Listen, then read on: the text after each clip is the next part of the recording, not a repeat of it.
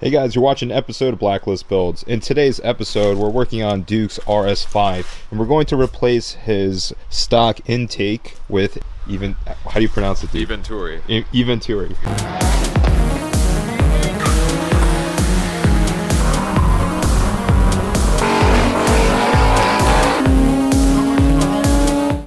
So first step is to remove the radiator cover. So this removes by pressing in these tabs and removing that.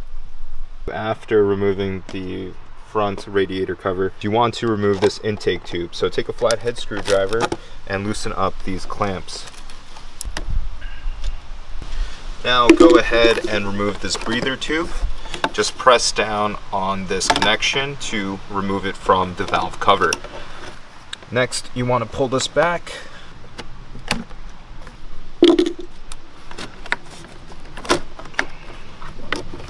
So both of the intake tubes are connected underneath by another breather tube. So in your kit, you will find a tool to help you remove the breather hose underneath the intake tube. You have to place all four corners into its respective slot, so to speak, in the connection of the breather hose. So this process is probably the most difficult part of this entire install. It's a little tricky, especially because the tool is kind of flimsy. It's a little bit difficult to see and maneuver, especially if the engine's hot as it is now. Just use the screwdriver and just pry it out. There's two clips, one right here and one here, or hooks I should say, that grab onto the hose. So kind of want to put your screwdriver in there and pry it out as you're tugging on it. That way it'll slowly work itself out.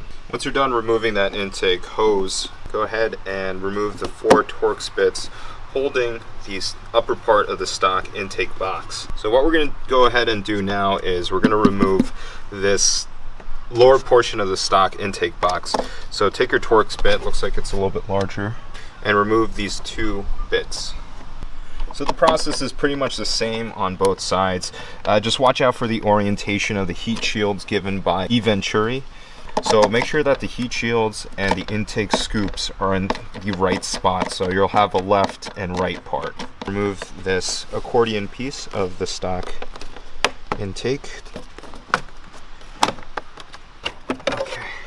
So just make sure that when you're pulling it up, these mounts, you push it backwards and you lift it up. That way it comes out of its mounting location. So there are 2 10mm nuts that you want to loosen up. So right here and here.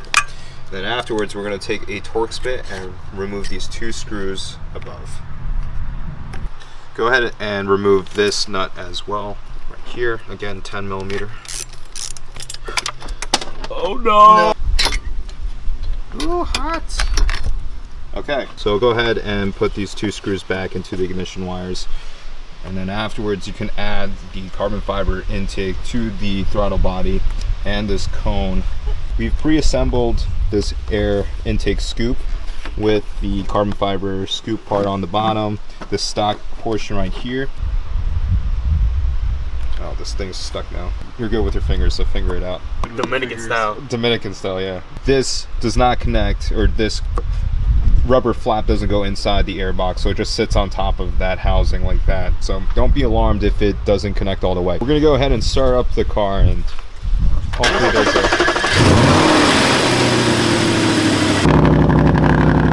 why is there a bug like that? No matter.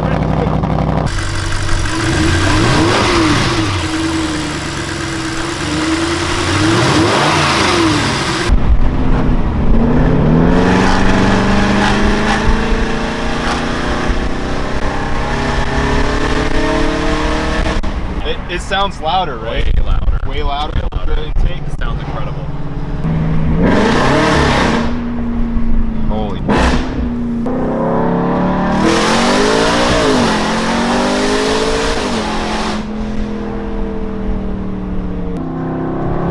Sounds so good.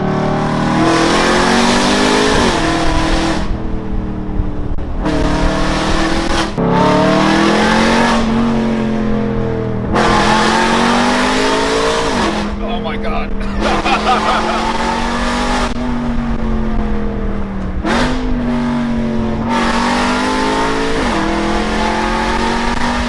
Oh my god.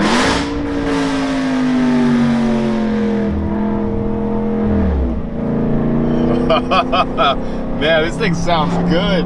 It's hard to stay out of trouble. Biggs is trying to keep up to it as S4. I want an RS5!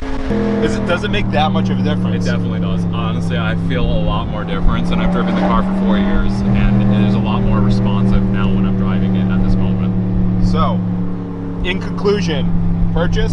100%. I wish I would have done it earlier. So we're going to conclude the video right here. Thanks for watching. If you haven't already, please hit subscribe down below, and if you enjoyed the video, please give it a thumbs up, and we'll see you guys on the next episode.